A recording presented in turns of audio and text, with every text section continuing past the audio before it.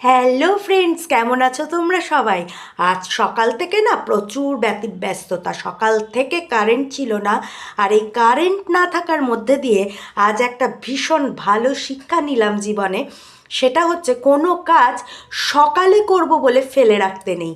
আমি কালকে আমার পাওয়ার ব্যাংকটা চার্জে দিয়ে নিই, ভাবলাম যে সকালবেলা উঠে চার্জে দিয়ে দেব। মোবাইলটাও চার্জে না দিয়ে মাথার কাছে নিয়েই ঘুমিয়ে পড়েছিলাম।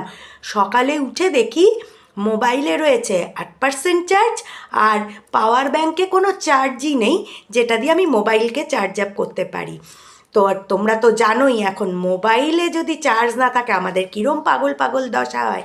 সেই জন্য জীবনে কোনো কাজ যেটা আমার করে ফেলতে হবে সেটা করে ফেলাই উচিত, পরের দিনের জন্য ফেলে রাখা উচিত না। কারণ আমরা কেউ জানি না পরের দিন আমার জীবনে কি অপেক্ষা করছে।